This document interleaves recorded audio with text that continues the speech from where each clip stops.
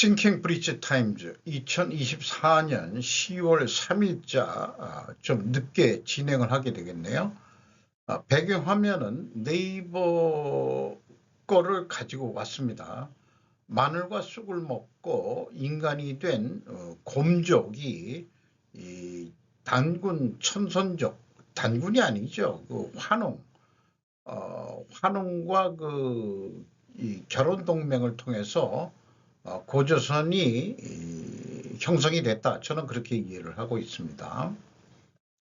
오늘의 그 편집 내용 제목들이 되겠고요. 중국 얘기가 또 관심이 우선이라서 디플레이션 경제 시정부 실정, 해외 탓, 주요인은 소비 침체와 부동산 불황도 화살은 미국 등의 위험한 여론 형성이라고 제목을 좀 복잡하게 붙였네요. 다나카 히데오미라고 그 석간 후지, 일본 쪽에서는 약간 보수적인 언론 매체로 인식이 됩니다. 중국 디플레이션의 경제화의 주된 원인은 소비 침체와 부동산 불황이 지속이 있다. 중국 정부는 자동차 구입 보조금으로 소비를 뒷받침하려고 안간힘을 쓰고 있다. 확실히 전기 자동차 등 신에너지차 NEV 판매는 도시뿐만 아니라 지방에서도 증가 기조다. 하지만 그 외의 소매 총액은 저수준으로 침체한 채로 있다. 서비스업과 제조업을 중심으로 체감 경기 약화는 계속되고 있다. 즉 보조금 정책이 없으면 경제를 제대로 유지할 수 없는 것이다. 애초 일본의 경험을 살펴보면 디플레이션 불황에 빠진 이유는 재정 정책과 금융 정책을 협조해 적극적으로 하지 않았기 때문이다. 지금도 일본이 완전히 디플레이션을 해소하지 못하고 있는 것은 아베 신조 정권기의 소비 증세와 금융 완화 그리고 기시다 후미오 정권의 정액 감소와 금융 긴축이라는 뒤죽박죽한 정책의 결과이다. 하지만 중국 국내에서는 불황은 미국 등 해외 세력의 탓이라고 하는 논조가 있다. 정권 비판을 따돌리기 위해 방치하고 있는 것이겠지만 극히 위험한 여론 형성이다. 일본인 학생에 대한 어떤 테러 같은 그런 것도 발생이 됐고요. 반일 감정이 이제 먹고 살기 힘들다 보니까 반일 감정을 또 그렇게 유도하는 거 아닌가 하는 그런 걱정도 됐고, 덩달아서 반한 감정도 또 좀 나올 수 있지 않겠냐 그런 생각도 좀 해보게 됩니다. 일본을 제치고 세계 3위 경제대국이 됐지만 거대 은행 인수에 기다림을 거는 독일 숄츠 정권의 에러라고 프레지던트 온라인에서 했습니다. 오랜 세월 계속되는 금융업 부진을 상징하는 존재 경제 규모.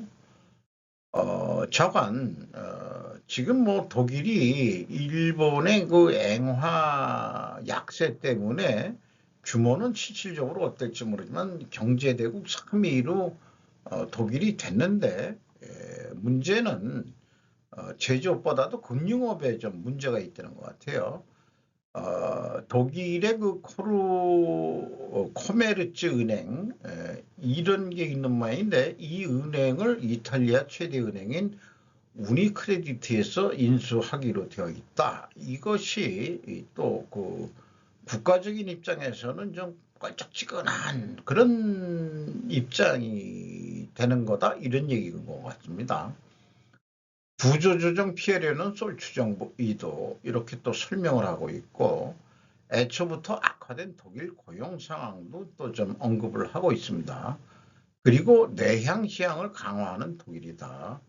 이런 것들은 일본 제철의 US 스틸 인수가 미 대선에 어떤 영향을 미치는 것과 마찬가지지만 대기업 간 크로스 M&A 이런 것들이 정쟁거리가 되기 쉽다.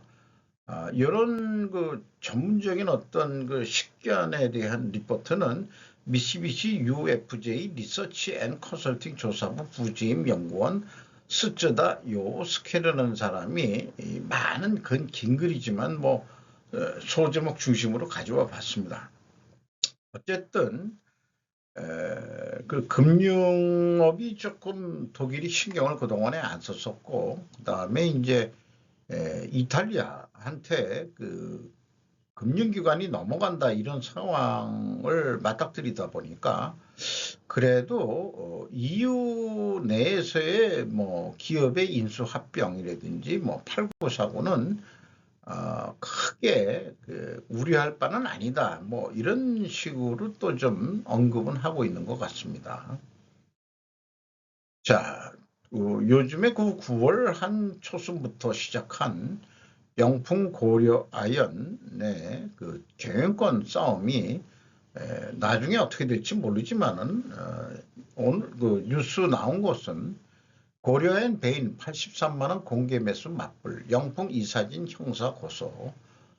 김경원 2대1입니다. 배인 캐피탈도 공개 매수 연합권으로 동참했다. 지분 최대 18% 확보 예정, 최대 3.2조 원 규모다. 영풍이 고려엔 이사진도 형사 고소를 했다. 공개 매수 상향 검토. 고려아연 공개 매수가 밑돈은 71만 3천 원에 현재 거래되고 있다. 이런 얘기고요. 고려아연이 MBK 파트너즈와 영풍의 적대적 인수합병을 저지하기 위해 3조 1천억 원의 자금을 마련했다. 이를 통해 오는 4일부터 자사주 공개 매수에 나선다. 10월 4일이 MBK의 공개 매수 그 기한이 끝인데 그날부터 다시 그 고려에는 맞대응하는 공개 매수에 나선다 이런 얘기네요. 고려은과 베인캐피탈 연합이 공개 매수하는 지분은 최대 18%다. 베인캐피탈은 경영권 등에 관여하지 않는 재무적 투자자 크레디트 펀드로 참여한다 이렇게 되어 있습니다. MBK는 경영권 참여하는 거로 되어 있죠. 아울러 이사회에서는 공개 매수를 통해 취득한 자기 주식을 전량 소각하는 방안도 의결했다. 그래서 주주가치 제고를 하고 뭐 이런다는 얘기도 되어 있습니다. 이렇게 된다 하더라도 경영관 분쟁 불씨는 여전히 남는 거 아니냐 이런 표현이 있고요.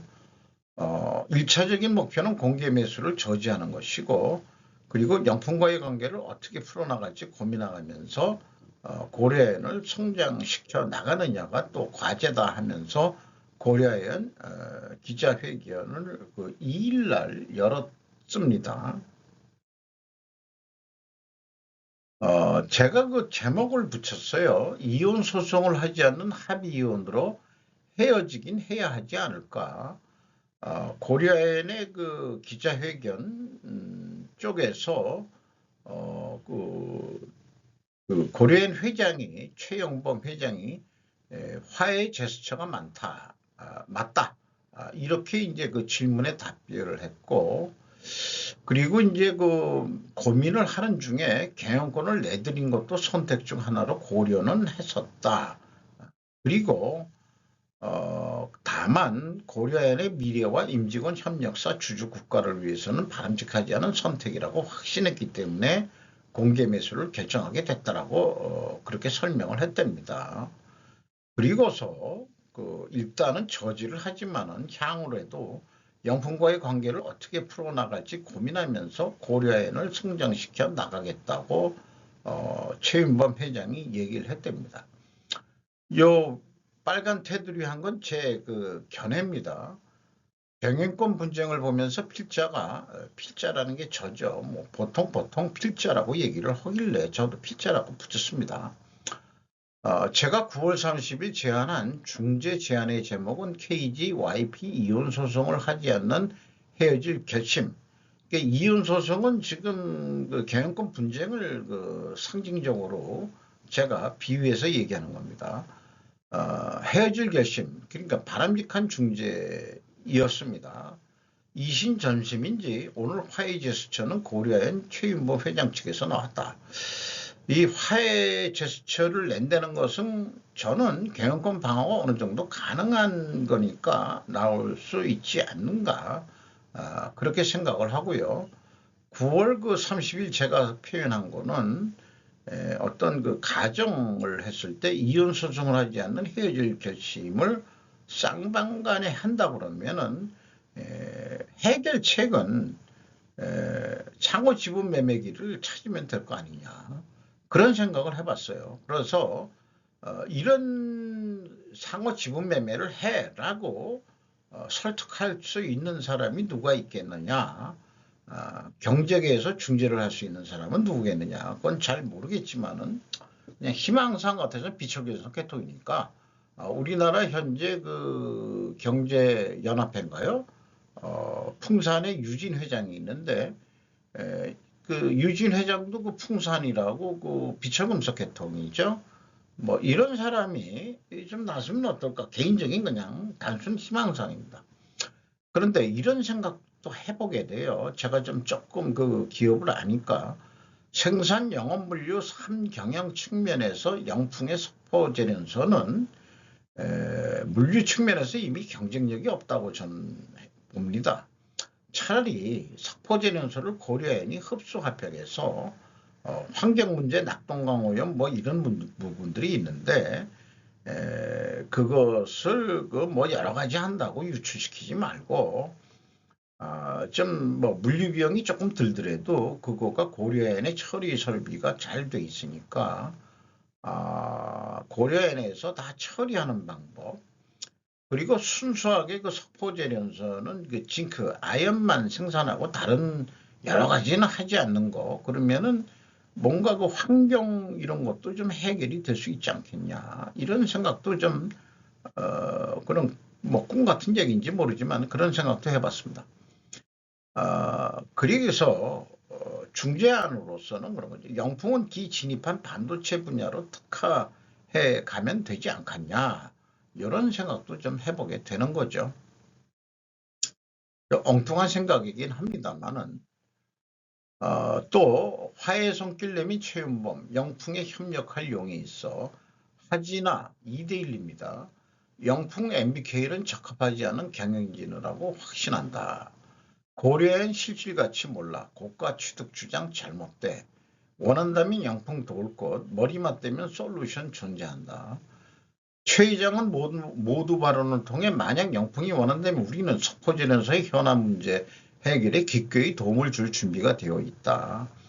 이게 그동안에는 강압적으로 뭘 해달라고 하니까는 뿔이 났다 하는 느낌도 있었습니다만은 뭔가 그 상호간에 서로 예의를 지키면서 현안 문제가 있다면 도울 준비가 되어 있다. 이렇게 얘기를 하고 있네요. 고려아연의 경험과 기술이 도움이 될 수 있다면 언제든 협력할 용의가 있다. 75년간의 동업관계를 유지했던 영풍의 협력적 관계 회복을 언급하며 화해 손길을 내민 것이다라고 기자는 그렇게 표현을 했습니다.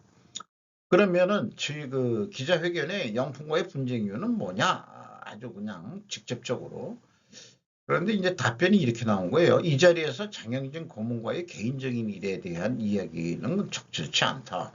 전반적인 의견을 말하는 것 중에 포함되어 있듯이 어떠한 이유든 간에 장영진 고문이 오해하거나 기분 나쁜 것이 있다면 세대 차이가 있으니까 어린 사람으로 죄송스럽게 생각하고 제가 부족한 게 많은 것 같다. 이런 표현은 좀 여유 있을 때 하는 표현 아닌가 하는 생각도 들어갑니다. 최윤범이란 개인이 아니라 의장으로서 그리고 의장이란 직책보다는 이번 일을 겪으면서 많은 걸 느끼고 배우고 생각했는데 가장 중요한 건 제가 오늘 이 자리에 나와 말씀드린 건 최윤범 개인이 아닌 이해관계자를 대변하는 사람으로서 영풍의 기분 나쁜 소리를 했다면 개인적으로는 죄송하지만 고려엔 대표로서는 어쩔 수 없는 거 아니냐. 그러니까 사실은 그 대표 대 대표라면은 그 나이 뭐 관계 이런 거는 의미가 없는 거 아니냐. 이런 뜻으로도 해석이 됩니다. 근데 제 개인적인 생각은 그래요. 화해는 어쨌든 증상 처방으로 끝날 것 같다. 언제고 다시 분쟁은 재발할지도 모른다. 왜 그러냐? 그 지분 관계에 문제가 있는 것 같습니다. 결국 영풍 자체의 지분 문제도 있는 것 같고. 그래서 뭐 아니나 다를까 이런 뉴스도 나왔어요. 영풍 MBK와의 계약이 발목이 잡혀 있다. 화해를 하고 싶어도 주식 고려인에 팔고 싶어도 못 팔아. 요거를 저는 이미 루비콘 강을 넘었다. 할 수 없다. 결국은 헤어져야 된다. 이런 입장으로 저는 그 이해를 하고자 합니다. 김경호 세계일보입니다. 영풍과 MBK 간 주주 간 계약 효력 강력.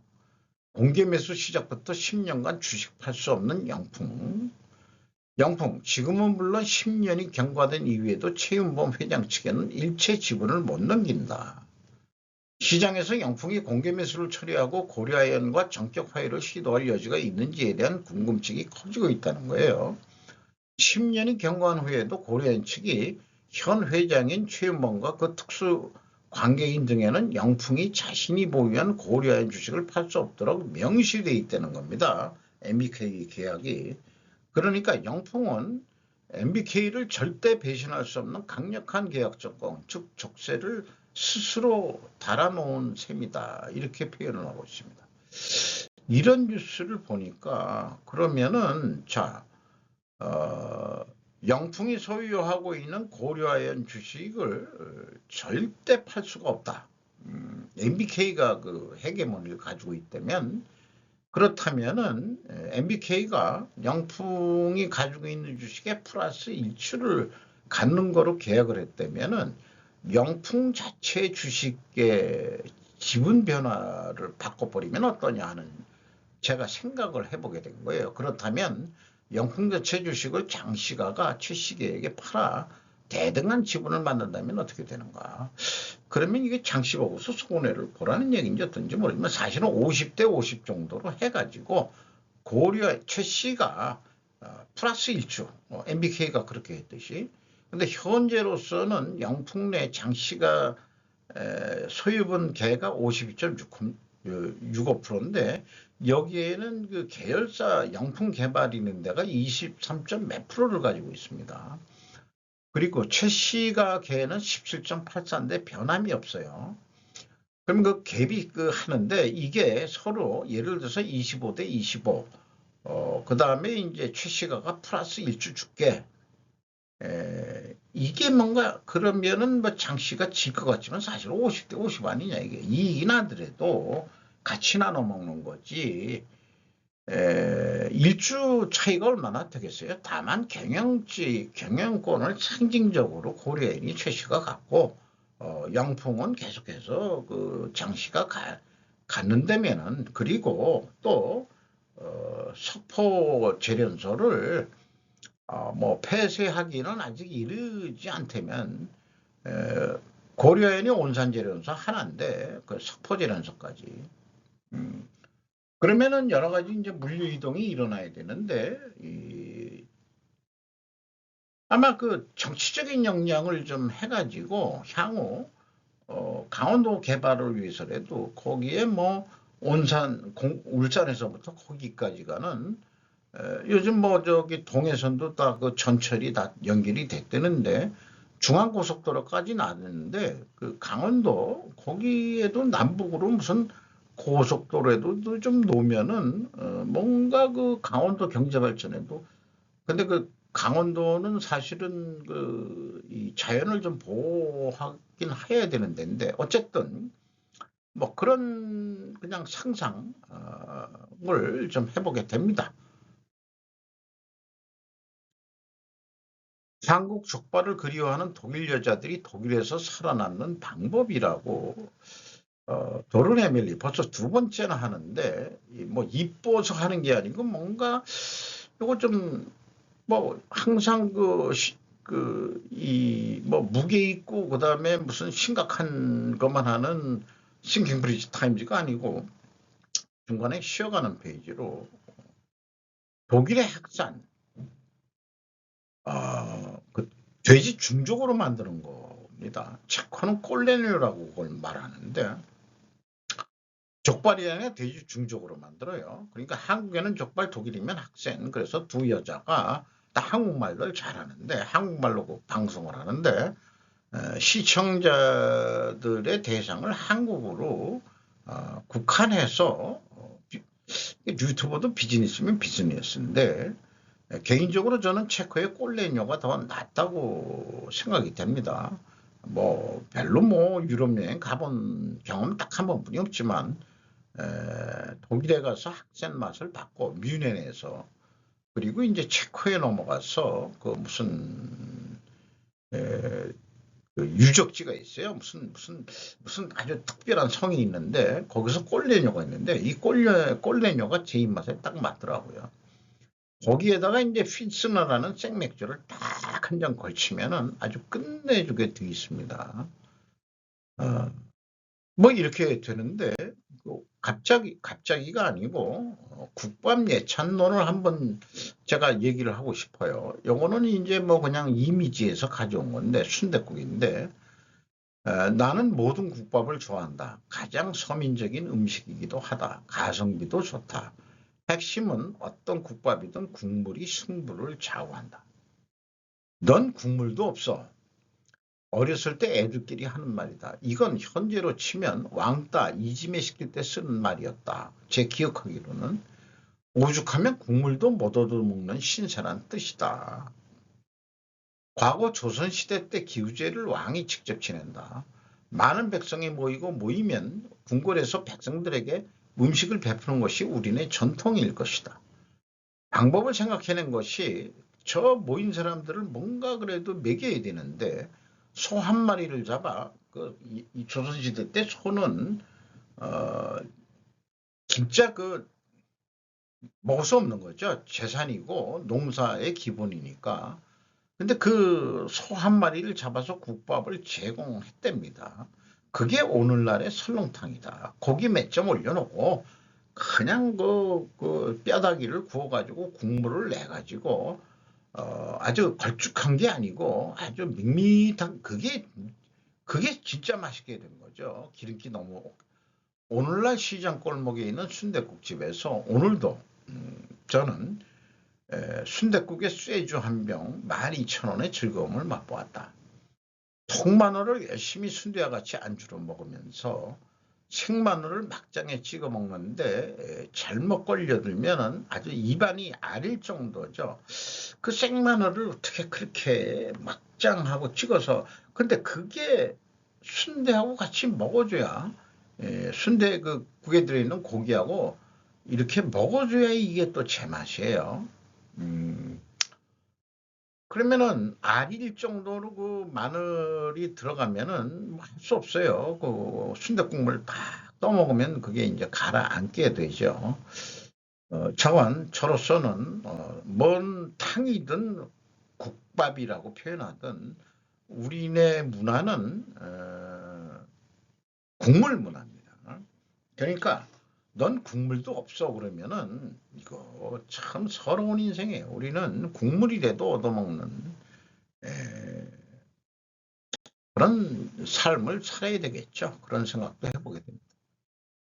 자, 삼성전자에 대해서 요즘 안 좋은 얘기들이 계속 나오고 있는데 미국의 그 공장 짓는 것도 좀 연기하고 삼성전자 동남아 호주 뉴질랜드에서 인력 10% 해고 진행 중 익명을 통해서 전병수 기자가 조선비즈에서 일부 해외 법인서 인력 조정 실시 이렇게 돼 있는데 동남아시아와 호주, 뉴질랜드에서 진행하고 있답니다. 그리고 이미 또 해고된 데도 있고 그렇게 얘기하고 다른 지역에서도 그 감원이 계획되어 있다고 말한다. 그래서 이런 상황을 다른 언론 매체는 삼성 위기바람 속에 허리띠 졸라매다라고 또 제목을 붙였고요. 블룸버그는 삼성전자가 최근 인도와 남미 일부 지역에서 이미 인력의 약 10%를 감원했다고 소식하고는 인용해 전했다.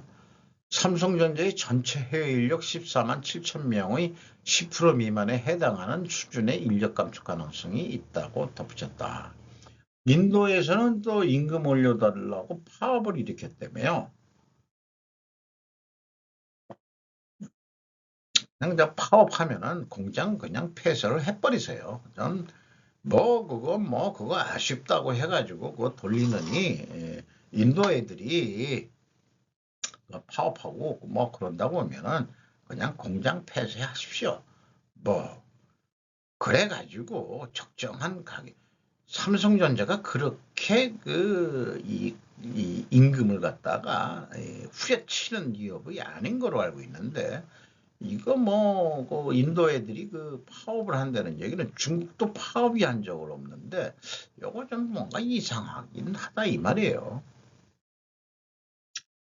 노조 4만 5천 명이 들고 일어났다. 한국 기업들 초비상. 김진원 기자 한국경제입니다. 서부항을 되돌려라. 미 동부 항만 파업에 한국 수출기업 비상. 해상운임 급등 납기 지연 우려. 파업 장기화 때 취약 물류대란. 현대차그룹 대체양 찾기 분주. 국내 해운사 속도 늦춰 운항 중. 요 소제목만 얘기해도 충분한 것 같고요. 자관, 미국 대선이 얼마 안 남았는데 노조, 그 항운 노조라고 그러죠. 항운 노조가 동부 항운 노조가 파업을 일으켜가지고 문제가 생겼습니다. 그러니까 천재, 중동 정세 새로운 불씨 트럼프 현 정부 대응 비난, 미 대선, 지지통신 외선부, 일본 지지통신 걸 가져왔는데 여기서 아까 그 항만 노조의 그 파업 이거하고도 연결해서 그 해결해 볼 수 있습니다. 그러니까 여기 내용 중에서도 그 미국 동해안과 멕시코 걸프만에서는 임금을 둘러싼 노사협상 결렬로 항만 노동자들이 일제히 파업에 들어가 물류 혼란도 우려되고 있다. 이런 것을 이제 트럼프는 이제 또 걸고 넘어가겠죠. 그리고 거기다가 최근에 허리케인 피해를 본 데가 또 남부 쪽인데 바이든 정권의 인플레 원인이라고 여기에서도 충고를 강하게 하고 있다. 뭐 이런 식으로 연결이 좀 될 것 같습니다. 그럼에도 불구하고 부통령 후보들은 토론에서 팀 왈츠와 JD 벤스는 어떻게 했나요? 어젯밤에 회학이 외한 충돌에서 얻은 4가지 주요 순간이라는 제목으로 앤드류 로마노 리포터가 야후뉴스입니다. 단 하룻밤 동안만 시민이 돌아옵니다. 그 토론회를 열심히 시민들이 봤다는 뜻을 이렇게 표현하는 것 같아요. 여기에서는 두 사람은 서로를 악당으로 만들지 않았고 대신 벤츠와 왈츠 모두 상대방에게 의심의 여지를 주기 위해 노력하는 것 같았다. 이런 표현들이 나왔어요. 그러니까 트럼프하고 뭐 누구하고는 뭐 토론하면은 쌈박질 하려고 그러는데 아주 신사적인 토론을 했다는 게 이제 핵심인 것 같습니다. 그리고 벤스는 최근에 그 트럼프의 메시지 엉망진창을 정리 시도를 했고, 그리고 이제 낙태 문제에 대해서 좀 현실적인 문제들을 좀 거론을 했는데, 뭐 한마디로 공화당이 얘기하는 거는 극단적인 표현을 하면 강간에 의한 임신을 했을 때 그건 낙태해야 되지 않느냐. 저는 그렇게 이해를 하거든요. 그런 거는 좀 낙태를 시켜야 되는 거 아니냐. 저는 뭐 그렇게 생각을 합니다. 음, 무조건 뭐 낙태는 안 된다 이렇게 민주당처럼 얘기하기보다는 그런 생각도 좀 있어요. 둘이서 뭐 토론 전인지 토론 후인지 모르지만은 장관 그 부통령끼리의 토론에 악수하는 장면입니다. 일본의 그 이시바 시게루 내각이 이제 출범을 했습니다. 첫 가기를 끝내고 기념사진을 했는데 일본은 그 총리가 새로 되면은 여기가 뭐 일본 총리관인지 모르지만 카페트에 그 쭉 그 모든 그 이 장관들 우리말로는 장관들이죠 해가지고 이 앞에 서 있는 사람들이 좀 핵심 장관들이겠죠. 아니면은 뭐 영공서열로 섰는지 어떻는지 모르지만 여성이 2명이 보이네요. 한 사람은 기모노를 입었고 이 사람이 그 외상하는 그 여자인가요? 잘 모르겠습니다만은 어이구 내각 지지율이 그 50.7%인데 이게 낮은 거랍니다. 1. NHK 윤 이시바 다음 주 라오스 정상회담, 라오스에서 아시안 회의가 다음 주에 열린답니다. 이때 이제 그 만나기로 했다. 이런 얘기인데 NHK에서는 뭐 윤 대통령만 만나는 게 아니고 여기에서는 뭐 여러 사람을 만날 수 있는데 앤서니 앨버니지 호주 총리도 만날 예정이고 리창 중국 국무총리도 만나고 나렌드라 모디 인도 총리와도 회담하는 방안도 추진하고 있다. 이렇게 소개를 하고 있습니다. 고난당한 버스를 타고 북한으로 돌아가려는 탈북자 니콜라 스미스. 우리나라 뉴스는 이미 났지만 외국에서는 이걸 어떻게 보냐 뭐 이렇게 얘기했는데 빨간 글씨로만 얘기하면은 현재까지 약 34,200명 정도가 탈북으로서 그 남한에 정착을 해서 살고는 있다. 그런데 이 남한에 와서 살다 보니까 초경쟁적인 사회에서 통합되기 어렵다는 것을 알게 되면 끝나지 않는 얘기다. 이 뭔가 삶을 탈출하는 데서는 현지 언론은 그가 청소부를 하는 직업에 환멸을 느끼고 재정적으로 문제가 있었다고 전했다. 탈북자라고 모두 특혜를 줄 수는 없다. 대한민국이야말로 치열한 생존 경쟁 사회이다. 그 속에서 악착같이 생존하길 바란다라고 저는 얘기할 수밖에 없습니다. 왜? 그 남한에 오면 잘 사는 게 아니고 남한도 못 사는 게 아니고 빈부격차가 또 심한 거 현실적으로 인정하고 그런 건데 한국의 젊은 애들도 뭐 실업자도 많고 그러니까 어떻게 해서든지 먹고 사는데 이 여자들은 어떤지 모르겠어요. 근데 뭐 이렇게 되는데 뭔가 이게 이 친구도 좀 문제가 있는 것 같긴 합니다만은 버스를 갖다가 탈취해가지고 탈취라기보다도 훔쳐가지고 그냥 뭐 넘어간다고 해서 넘어갈 수 있겠습니까? 뭔가 이게 좀 하소연하려고 그런 것 같긴 한데 잠깐 청소부를 했다니까 군 폴란드산 자폭드론 구매 현대전 추세 고려. 우리나라가 폴란드에 무기를 여러 번 팔아먹었는데 폴란드한테 그래도 우리가 자폭드론을 구매를 하는 그런 기브앤테이크는 저는 그렇게 해석을 합니다. 그런데 이번에 그런 자폭드론이 폴란드산이 그 우크라이나에 제공이 돼서 그 성능 시험이 이미 확인이 된 거기 때문에 몇백 대 구매를 한다는 거예요. 그럼 그런 게 들어오면은 우리나라도 그 북한도 이 드론을 공개를 했고 우리나라도 개발을 시도한다면 금방 만들 겁니다. 그래서 윤남수 LIG 넥슨에서도 뭐 지금 준비를 하고 한다는 얘기고 이미섭 하나 시스템에서도 한다 이런 얘기인 것 같습니다. 자살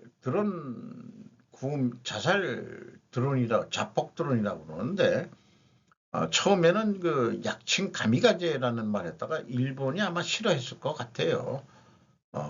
자폭 드론 정찰 임무도 하다가 필요하면은 거기에 뭔가 이게 있으면 그냥 내려 꽂으면 되는 거죠. 뭐.